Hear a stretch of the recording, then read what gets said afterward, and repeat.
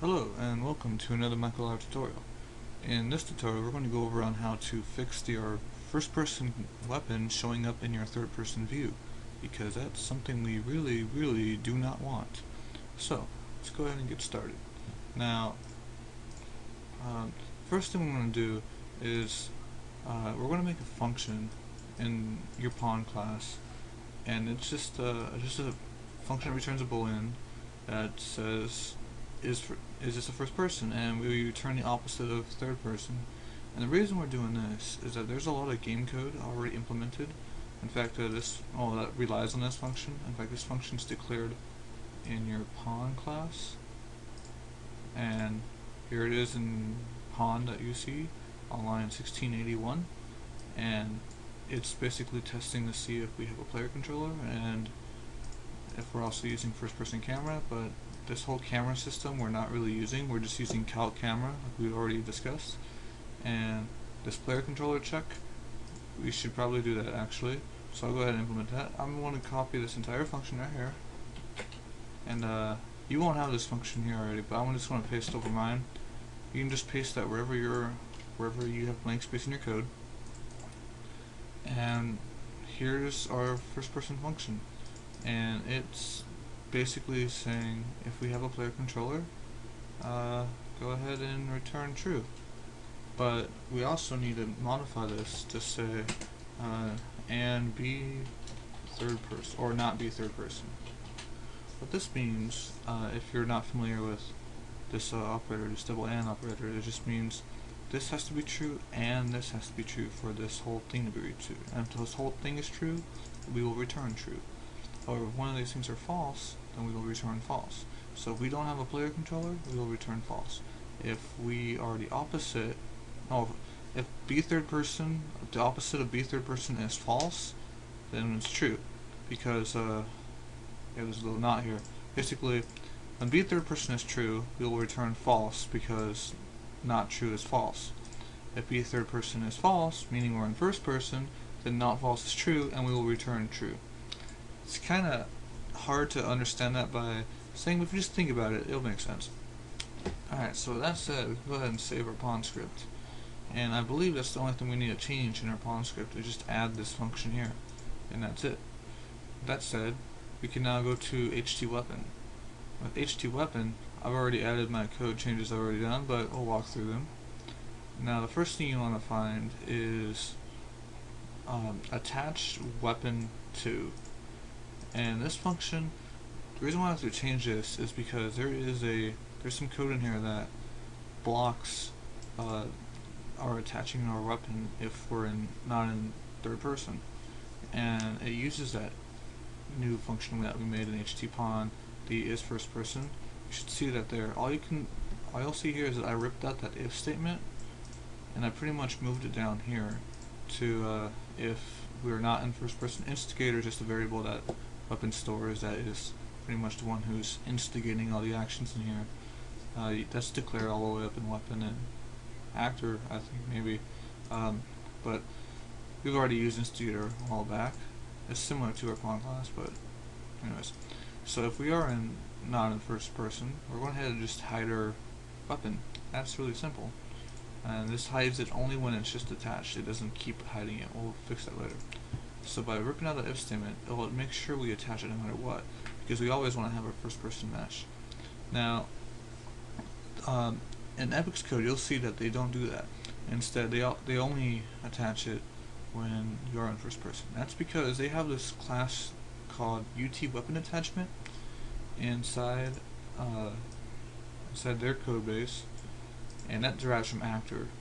And this basically another copy of weapon that acts as the third person weapon.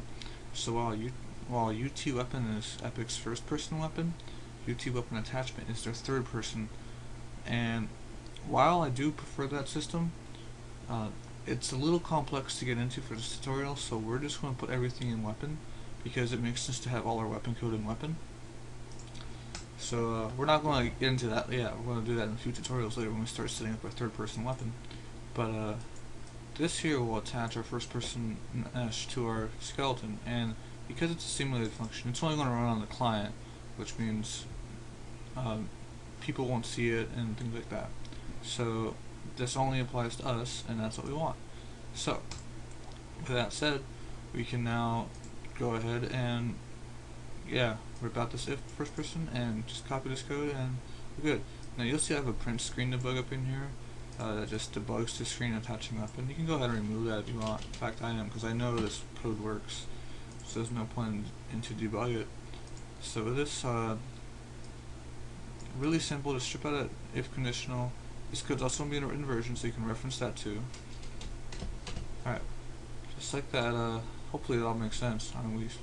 Now, the next thing we have to change is set position. Set position is called every time we need to update the first person mesh or the weapon mesh, wherever it's at. Now, all this code is set up for first person code. We don't have to do this for third person. So in order to basically get out of this, first thing we're going to do is we're going to create a local variable called HTWeapon, because this function takes a UDK pawn, and because it's it's overriding other classes, we can't change it directly without getting us some code warnings, without breaking the object-oriented structure. So we can go ahead and declare a new HTPawn HT holder, and we can assign that to our holder. It's typecasted to an HTPawn, and if we don't have an HTPawn, we'll just return right away, because this weapon class is being used for a different pawn, and we don't know what we're doing with that pawn, so why even bother, right? Now, and down here, you're going to see the same isFirstPerson function being called, and basically we're just checking to see if we're in third person right here, and by the not isFirstPerson. So if we are, we're just going to head and hide our mesh, hide our weapon mesh, and return. That way we don't need to spend the time to calculate all this, because that's just a waste of calculation time. Now, but if we are first person, we want to unhide our mesh, because it might be hidden from the last call, and then this will go ahead and run, and it'll do our calculation for a first person. Now you'll see that you already have this mesh.set hidden, so basically we're just adding on this little code block here in HT holder. So that's really simple. So just create a local variable for HTPawn, store HTPawn in it. If we do have an HTPawn, or if we don't have an HTPawn, we'll go ahead and return it. And if we're third person, we're going to hide our mesh and return it. And if not, we're going to show it and then do our calculations. Really simple. And set hidden is pretty obvious. It hides the mesh, or it unhides it if it's false. Really simple. And return is just in the function, so we've already been through that. And with that said, I don't believe there's anything else I've changed. Let me just check through my reference code. And we've already covered attach weapon 2, we've covered set position, and we should be good to go. So let's go ahead and fire this up by compiling our code.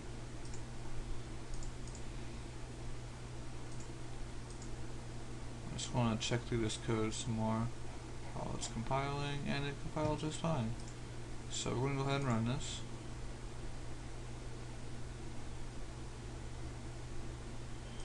And you'll see that in my pawn I defaulted the property of be third person to true, so it starts out third person. So in third person you don't see your weapon, but in first person there's your weapon, and you fire the muzzle flash. If you fire in third person, oh, that's what I forgot to go. If right now you're firing in third person, you see your muzzle flash, that's a problem. That's a big problem. So in order to fix that, we're going to go to HTWeapon, and under the cause muzzle flash function, which is way up here, there we go, and cause muzzle flash, there's already an if statement here that will return. So what I've done here is, in the check where if you see we don't have an HTPawn, we're going to go ahead and return, but I added an OR operator in this expression so that if we don't have a pawn, or if this pawn is in first person, then we'll go ahead and return. Now this is a temporary solution, because when we implement our third person model, we're going to have to go back and change this code so that our muzzle flash will act on the third person model instead of the first person model. But for now, this will work as a good temporary solution. So just add not is first person in this check and return, and in third person your weapon should be completely invisible, but it should still fire. It should be invisible. And in the next few tutorials, we're going to go over on how to implement a third-person weapon so that you'll see your weapon third person and you'll see other people holding their weapon. Now, if you have a custom mesh, you're going to have to rig it so that it has a weapon point on it so you know where to put your weapon. But if you're using a robot, well, the next tutorial will work for that too. So right now you should have a third-person model that fires your weapon. You can see the ammo drop, but you don't see anything yet. And if I cycle our camera, our muzzle flash and our gun shows up just fine. And our pawn is invisible, of course, due to our third-person camera code. So that's how you make your weapon invisible in third person.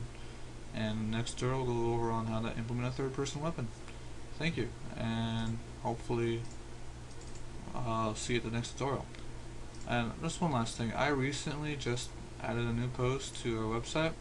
It's saying if you have any tutorials of your own, basically any type of content creation, like how to make a texture, how to make a level, whatever you want, go ahead and submit it to me, and if I'll review it, and if it matches these requirements here posted on the site, really simple requirements, and if it's of good quality, I'll go ahead and post it on tutorials. And this tutorial could be anything about Unreal related, as long as it's not already listed here. Go ahead and create it, and I will post it, and you'll get a few views, and I'll get the niceness of having more tutorials on my site, and everybody will be happy. You'll also get free FTP space if you post it directly to my site instead of submitting a link, so that's cool. I mean, you can post all your own stuff on your own FTP space, if it's Unreal related, of course, and people can start downloading. You don't have to worry about bandwidth because I have plenty of it, believe me. So, just throwing that in there. So, thank you, and see you at the next tutorial.